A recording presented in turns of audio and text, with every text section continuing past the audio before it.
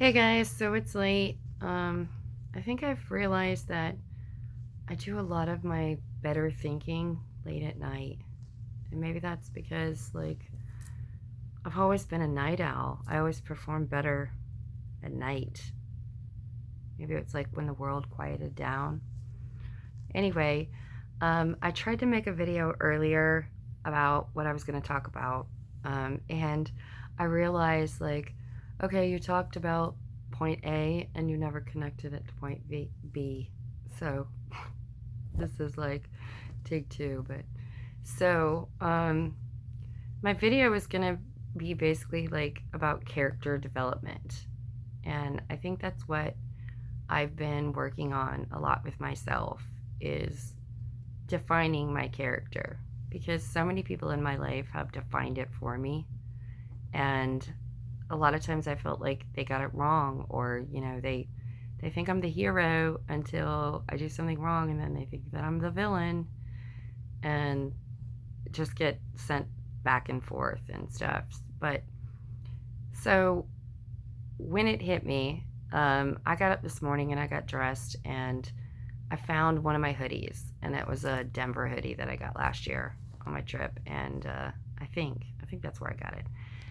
But anyway, I felt really guilty because I hadn't watched a lot of the games this year because I had so much personal stuff going on, and of course this year we're winning, but I've got to watch a lot of the past games, so um, that had just I had been talking to my brother the other day, and I was like, I wonder how many fans are fans again. You know those fans that show up when they're winning? And I said, what are those fans called? And he was like, oh yeah, those are fair weather fans. And it had reminded me of times that I had been to games or even any other live event. And I thought, this is why, learning about how we're all energy and everything's about energy, in the positive or the negative. And I thought, this is why um, teams win at home because they have the biggest fans at home. And this is why it's harder when they're at away games because they don't have, it's not their home and they don't have their um, major fan base, the majority. But then I had noticed at different places I'd been where I'm the person who's going to sit through the whole entire game, no matter what, to the last second. Even when a movie or a play would get done, or a concert, I'm like, I'm waiting. Maybe they might come back out. Maybe there's something else, you know. But so I was just saying, Denver has been through a lot for years and years. And there's been so many people that have compared them to previous times. And there's been so many fans that have fallen away. And I used to get so mad because I would be like, why are people leaving? There's still the last quarter, or there's still 2 minutes left. There's still 30 seconds left. It's not over yet. Anything can happen. And even if it reached like the end where mathematically it's going to be a loss, like the players are still out there. They're still on the field. If the fans start leaving, I'm sure the players notice, and they notice that the energy goes down because people, end it before it's over. So this just led me to how I'm always using like metaphors and analogies and similes, and because I've always felt so misunderstood and thinking like people don't understand. I'm trying to explain to them how I'm feeling or what I'm thinking, and they aren't getting it because they're not me. So let me use something that relates to them. And there's been so many times that I've used sports. And I guess that's just because it's been on my mind, because Denver is winning, in case you haven't noticed. But so my brother and I were talking about this, and I was like, don't you hate it, those fans that are like only there in the good times and they leave in the bad times? Because those aren't really loyal fans. Those aren't really true fans. Like, they just want to hop on when things are good and say that they were there all the time. when they really weren't. And and then I was like, are those bandwagon fans? And my brother was like, no. Bandwagons, the people that hop on, whoever the winning team is. And I was like, oh, I don't like those fans either. Like, I'm not going to just switch my fan base because, whoever's the most popular right now or whoever's doing best, because I'm going to be the loyal fan. And I think that brought me to um, using Denver as an analogy. And I had even posted something on my Facebook about that.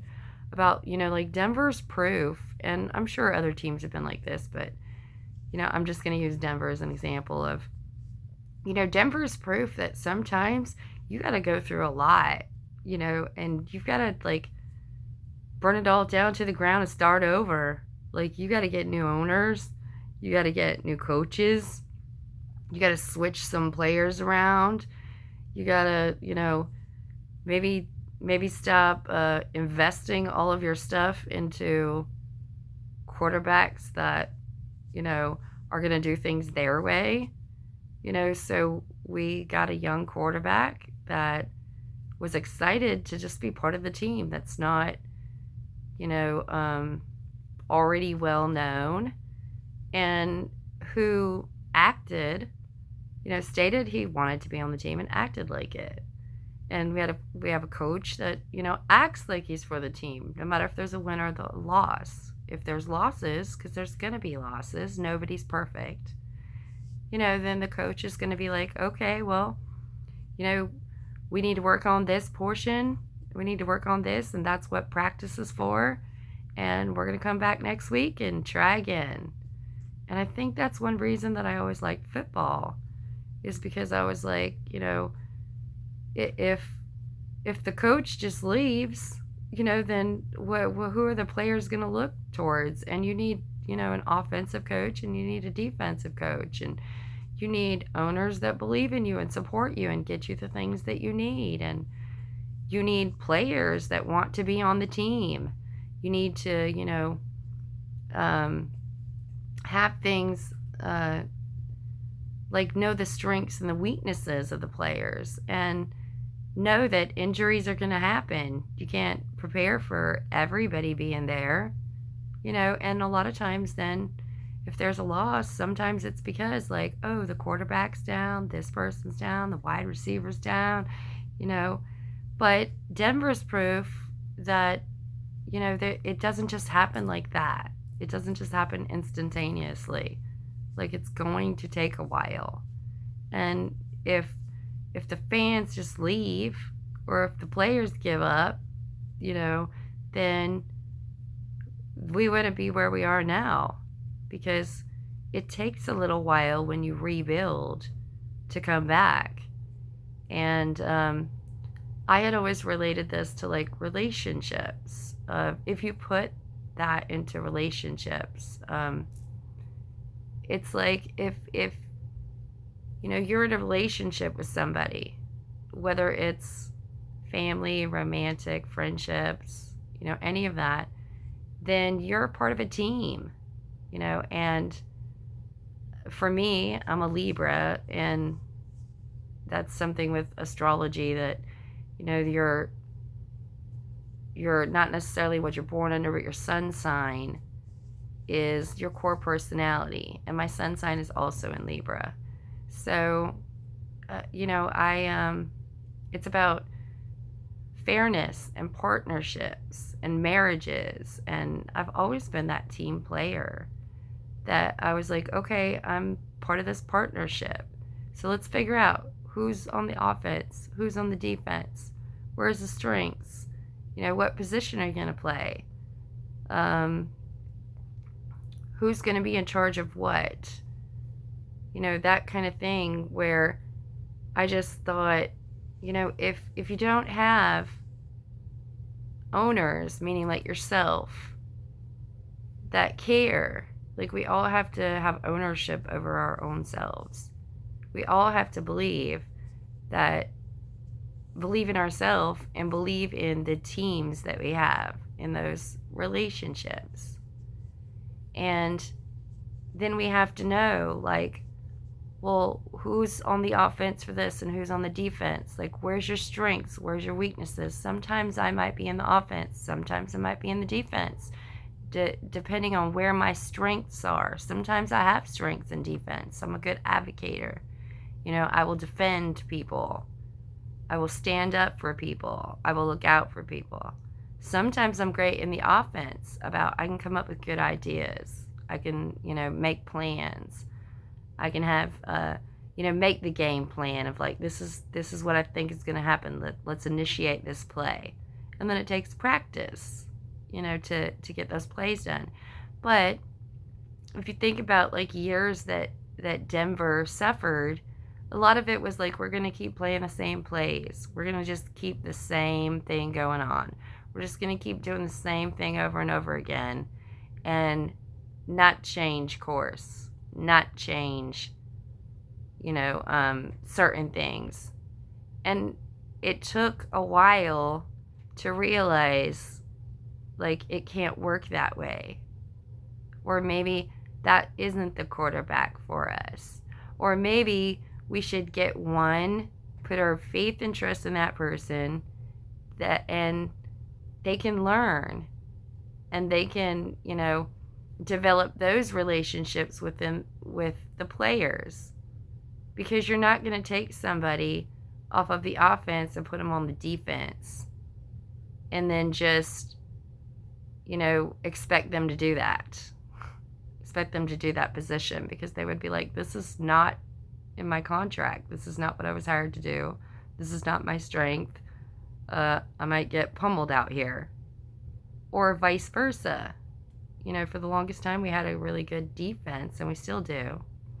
But I think sometimes the defense is like, is the offense playing also? Because we're kind of exhausted out here. And so that's where I used a lot of, like I said, metaphors, similes, analogies, that I would say, if I'm on a team, I'm going to root for my team. I'm a team player.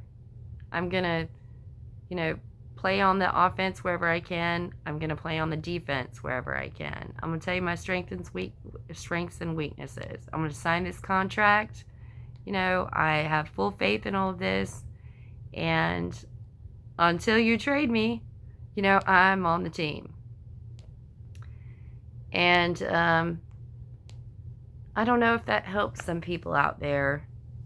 I think sometimes it does help to use something that we know about. I had made statements before about sometimes when you feel misunderstood and you feel like nobody understands me, like nobody can truly understand somebody completely because they haven't been in their shoes. They haven't been there. They're not that person. If you have experienced the same things, then you can have empathy for that person. You can know, I know what it feels like to go through that because I went through that in my situation. But if you don't know, then maybe you relate just on the feeling of, helping the homeless. Whenever I did, I said, I've never been street homeless, but I had been in hotels. I had been in hotels with my daughters, not knowing where we're going to live because I didn't have my own home, or because I put my faith in other people and then, was kicked out. Or not made to feel welcome or something. So I know that feeling of worrying about what tomorrow is going to be.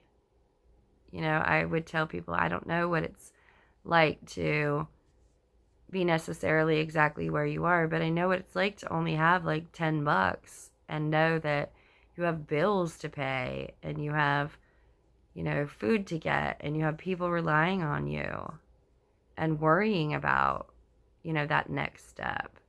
And I think a lot of us stay in that lack mindset of worry all the time, of worrying about things. And, and it was just in watching football that I was like, there's so many things about football that people could use as a way of describing relationships, because you have to have your home team has to be for you. They have to be your biggest fans. They have to support you, or else the energy is going to be a low vibing energy. If you showed up, at your home field ready to play and people are booing you, then you'd be like, well, you don't have any faith in me. You don't think that I could perform well. Like, why are you here? You know, um, and there are many fans that are like that are like fair weather fans that are only there for the good, only there when they're winning, and then leave when they're losing. And to me, that's not a fan. To me, that's like conditional. That just tells somebody, like, I'll only come watch you if you're great. But if you're not, then I'm going to leave. And that affects the players. That affects the team. In relationships, it's like that. If somebody's only around when things are good and leaves when things are bad, then the person might get that in their mind of, you're only here when things are good. You're only here when I'm good. And when I'm bad, you leave. So you're not a fan. Or, the bandwagon fans that are like, just switch teams of like whoever's good at the time. You'd be like, who are you a fan of? Are you just looking to like hop on? I guess maybe that's where they get that saying. Are you just here to hop on somebody else's wagon, and switch based on who's winning at the time? Well, then that doesn't really make you a loyal fan to anybody. That just makes it where you don't really care. You just want to be part of, I guess, the winning teams. And for me, I've always been that loyal fan. I've tried to be. I could see in times where I could come across certain ways. But for the majority of the part, like, I've always been a team player. I've always been like, I got your back. I will support you. I will root you on. But then also thinking like, the contract is that you also do that for me. That's the partnership. You have to root me on too. Whenever I'm low, you have to help me out. You have to not switch sides, or not just leave because you think the game's over. I also thought about, when the teams have losses, I think especially, they'll go back and watch the tapes more and more about what happened here. Like, we had this play, we executed it, and it didn't work out. Was it that the other team already knew what we were going to do? Was somebody not in their position? Was somebody injured? Like, what affected? Why couldn't we execute this play?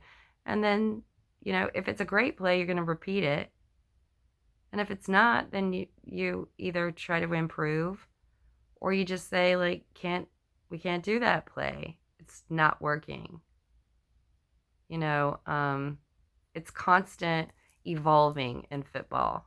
It's constantly like, knowing once that other team's figured you out, you've got to pivot. You've got to come up with some other things. Also thinking about, like, sometimes when teams are suffering, it's because the players are injured. There's when the quarterback goes down, you have backups, but sometimes your backups they don't have that same connection, that the quarterback had with the team, because it's all about connections. That you can see, like, oh, they've been practicing. That ball went right to their hands. They're on the same frequency. So they executed that play and they, benefited from it. But if, like, the quarterback's not throwing to anybody or throwing the ball away, or like sometimes we had where, a quarterback would, not this one, but, where a quarterback seemed like he was playing for the other team. If you know, you know. Where you'd be like, that just seemed like it went right to the other player. Or for a while our wide receivers were not used to getting, big throws. So they were like, where are you throwing it? Here, down here, whatever. But that's where it's practice and practice and practice of what's the game play? What's the playbook? What play are we going to do? What works? What doesn't? What players do we have?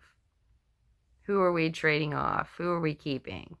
Sometimes people make trades and then figure out afterwards, like, oh, that was wrong. Maybe we need to get that player back. Or, sometimes Denver did this. You put all your eggs in one basket and then it doesn't work out and then you end up still paying for it. And once again, if you know, you know. Like, I'm not trying to bash on Denver or anybody else. I'm just saying that's one thing that I noticed. I just was thinking, like, Denver's doing great.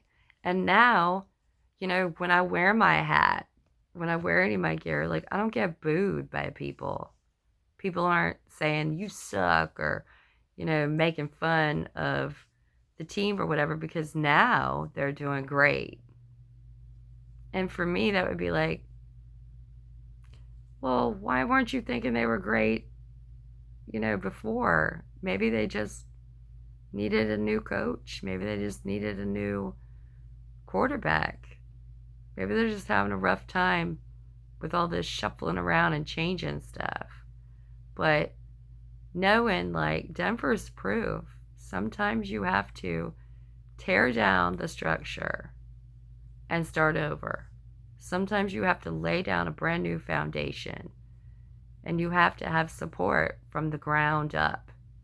And then, everybody benefits because everybody's going for success. Everybody's goal is to win.